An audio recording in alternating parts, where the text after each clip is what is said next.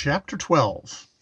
How Don Galaor was made a knight by Amadis of Gaul, his brother. Meantime had Galaor grown large-limbed and strong of body, and he read books in which the old man gave him, discoursing of the old deeds which knights in arms had wrought, so that by this, as well as by nature, he became desirous to be knighted. Nevertheless he knew not whether by right such honour appertained to him. Very earnestly he questioned thereon with the hermit, but he who knew that so soon as the child received the order he should combat against the giant Albadan, would say to him in tears, "My son, better were it for you to choose some other safer way for your soul." "Father," replied Galaor, "badly should I follow that which I took against my will, and in this which I have chosen, by God's good pleasure, I will advance his service, but without it I care not to live." The good man, who saw his grounded resolution, replied, "Certes, if you fail not for yourself, you will not for your lineage, for you are the son of a king and queen. But let not the giant know that I have told you this." And fearing lest Galaor should privately depart, he sent to tell the giant that his scholar was now of fit age and eager to be knighted. Forthwith the giant rode to the hermitage, and finding Galaor very comely and strong above his years, he said to him, "I understand, son, that you are desirous to be knighted. Come with me, and I will see that it shall be done greatly to your honour." But before he departed, Galaor knelt before the hermit, and begged that he would remember him. The good man wept and kissed him many times, and gave him his blessings. So he rode to the giant's castle, who gave him arms to his measure, and made him ride and throw the cane, and appointed him 2 masters to practise him with the sword and shield, and to teach him all things convenient for a knight, so that in a year's space he was grown marvellously perfect. When the year was complete, Galaor said to the knight, "Now, father, let me be made a knight." And he, who saw it was time, inquired of him by whom he chose to be knighted. "By King Lusart," he said, of whom the fame runs." The giant was well pleased, and on the 3rd day, having prepared all things, they departed. In 2 days they came near a strong castle, which was by a salt water. The castle was called Braddoyd, and was the goodest in all the land. It stood upon a rock, and on one side was the water, and on the other a marsh, and from the sides of the water it was not possible to enter without a bark. But across the marsh there was a causey, being so broad that 2 cars might pass each other, and at the entrance of the causey was a drawbridge, and the water under it was very deep. Facing the bridge there grew 2 goodly elms, whereunder the giant and Galaor saw 2 damsels and a squire and a knight mounted on a white courser, and bearing lions on his shield, who, because he could pass no further, called with a loud voice to those of the castle. Then Galaor said to the knight, "Let us see what the knight will do." Anon there came from the castle 2 armed knights and 10 fellows on foot, who came and demanded of the knight what would he. "I would enter in," quoth he. "That," said the other, "cannot be, unless you first combat with us." "Then lower the bridge and come on." This presently they did, and he who was first ran fiercely against the knight, who sent him man and horse to the ground. He met the second on the bridge, their lances failed in the attain, and they encountered so rudely with their bodies that the knights of the castle fell in the water and was drowned. Then the conquerors passed on towards the castle, and the villains drew up the bridge after him. At this the damsel cried aloud to him as he turned, but there came against him 3 knights well armed, who said to him, "In an evil hour camest thou here, for thou shalt die in this water, as he has done, who was better than thee." All 3 then ran at him, and smote him so firmly that his horse knelt, and was like to fail. Their lances broke, and by 2 of them he was wounded. Nevertheless, one of them he met in such order that the lances entered at one side, and came out the other beyond the iron. This done, he drew his sword, and addressed himself to the other twain, and seeing it was for death, manfully he bestirred himself, and smote off the right arm of one, who galloped away and cried, "Help, help, they are killing our lord." When he of the lions heard that he with when he of the lions heard that he with whom he must yet deal was the lord of the castle, he delivered him such a rigorous blow on the helmet that he lost his stirrups, and staggered, and fell upon the horse's neck. The knight then seized his helmet, and plucked it off, and got between him and the castle, lest he should escape like the others, and cried, Yield thyself, or thou art dead. Mercy, quoth he, good knight, and I am your prisoner. But he of the lions, who now saw knights and villains coming from the castle to succor the lord, held him by the shield, and placed the sword to his face, bade him to command his men to return, and make the bridge be lowered, and which when he had done, he crossed the bridge, taking the prisoner with him. And the knights of the castle saw the damsels. He knew that one of them was Urganda the unknown, and cried out, Ah, Sir Knight, if you save me not from that damsel, I am but dead. As God shall help me, he replied, I shall not do, but do with you what she commands. Then calling to Urganda, he said, Here is the lord of the castle. What ye I do unto him? Smite off his head, quoth she, if he will not release my friend whom he keepeth in the prison, and put the damsel in my power whom he is detained. He be sure to make no delay to send for them. And when they came, he of the lion said to the knight, There is your lady, and great cause you have to love her for the pains she has taken to deliver you from thraldom. And I do love her, quoth he, more than ever. Then Urganda embraced him. Afterwards the conqueror asked what should be done with the damsel. She shall die, said Urganda. I have long borne with her. And then she made a spell, so that the damsel ran all trembling to throw herself into the water.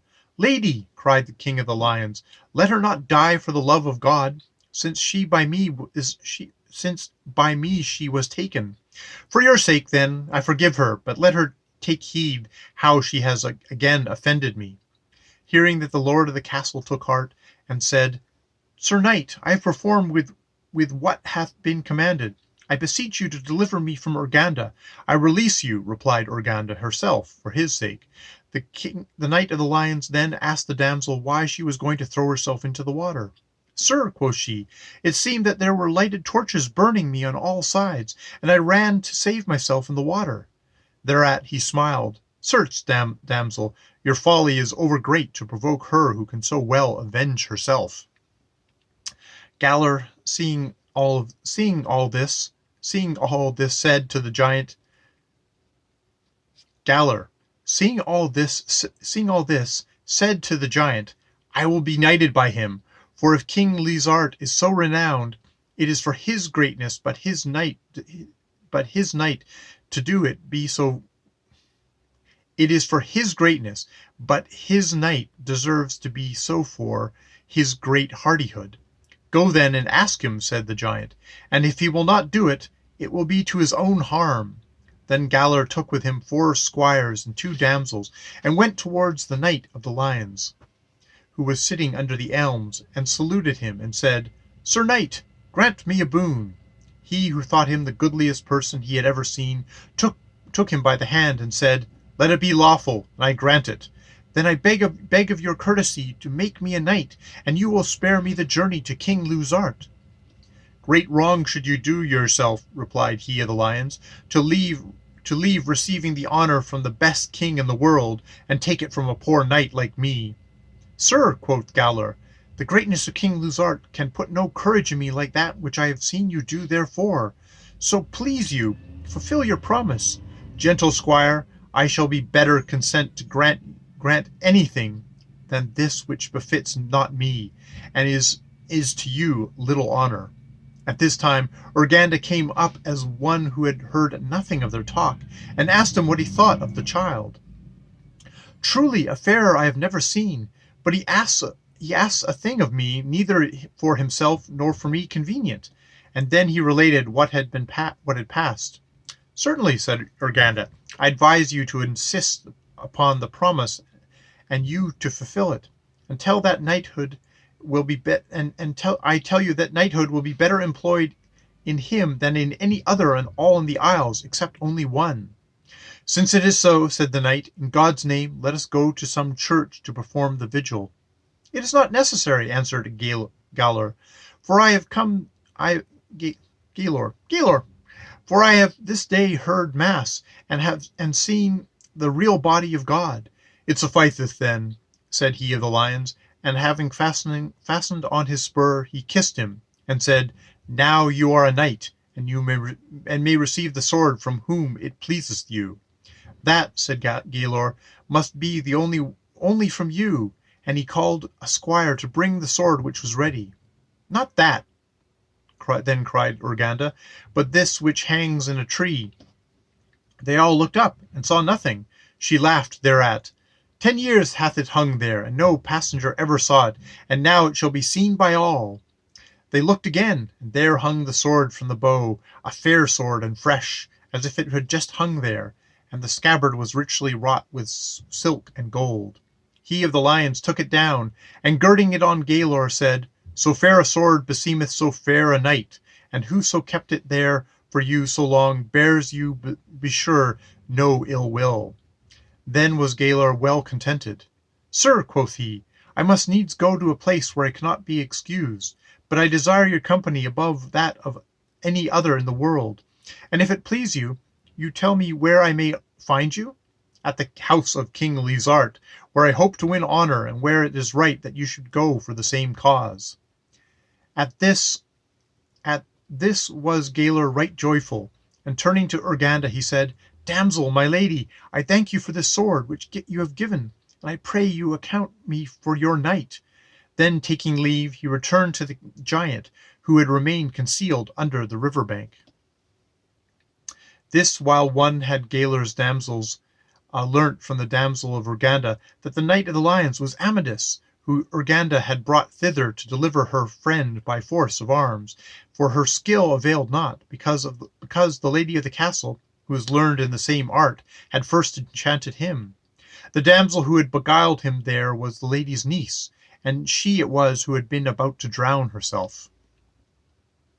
After Gaylor departed, Urganda demanded of Amadis if he knew to whom he had given the order of knighthood. No, said he.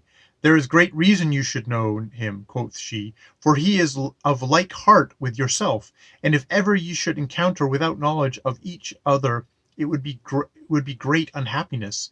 He is your brother, whom the giant took away in childhood, and for your sake and his have I so long kept the sword for him, whereat he shall make the best beginning of chivalry that ever did a knight yet in Great Britain.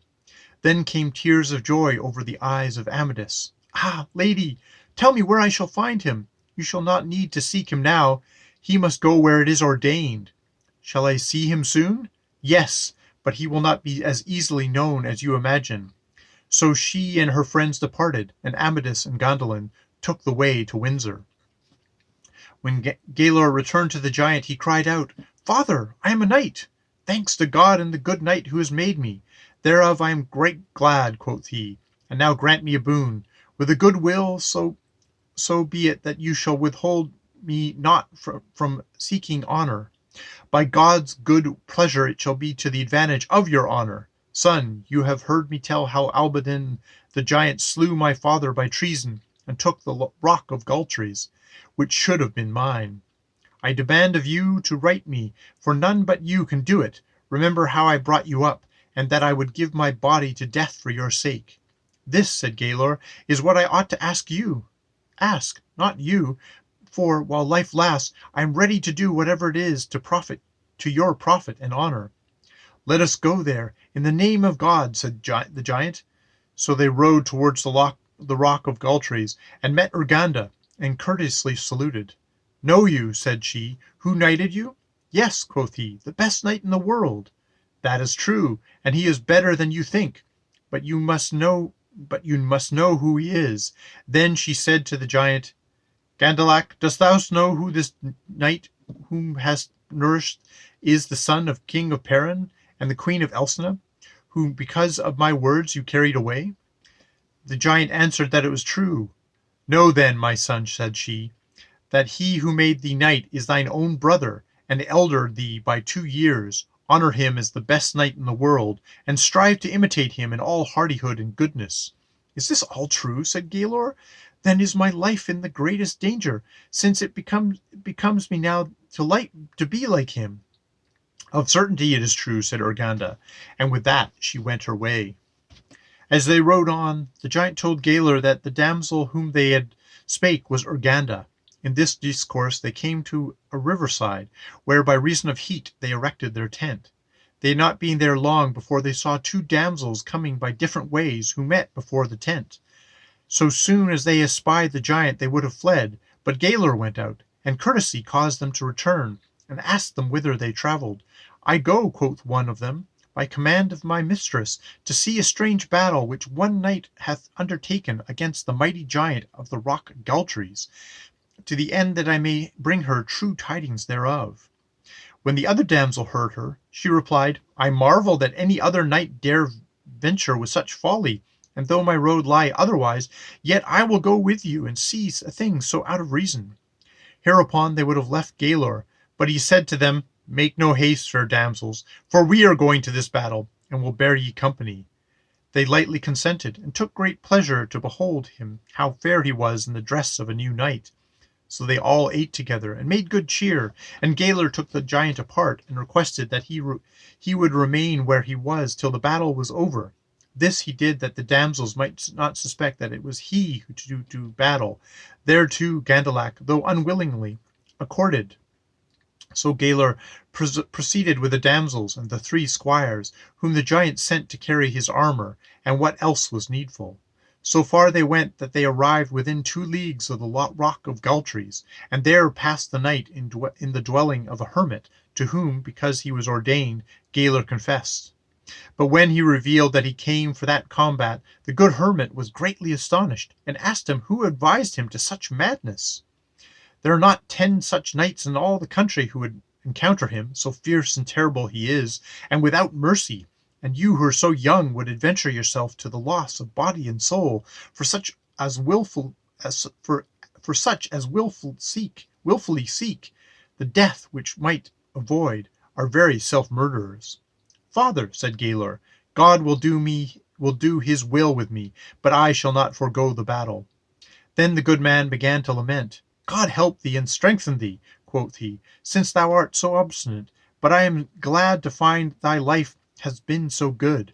Good father, said Gaylor, remember me in your prayers. The next morning after Mass, Gaylor armed himself and rode to the rock which he saw before him. It was very lofty and with many towers, so that the castle was so goodly that it was a wonder to behold. The damsel asked Gaylor if he knew the knight who should perform the combat. I think I have seen him, he said, and then he asked the damsel who her lady was that had sent her to see the battle. That, quoth she, must be told to none but the knight himself. By this time they had reached the castle and found the gate shut.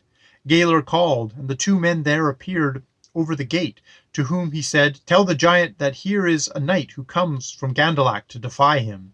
And if he will not come out, there shall no man enter or leave the castle. The men mocked at him. This heat will soon cool. Thou wilt either fly or lose thy head. And they went to the giant. But when the damsel heard that Gaylor himself was the champion, they prayed to God to help him. And they said they durst not abide to see the giant. Fair friends, said he, stay and see for which ye are come, or else return to the hermitage, and I will live to join ye there. Then they took courage, and retiring from the castle, stood at the edge of a forest, thinking to escape there if the night should not speed well.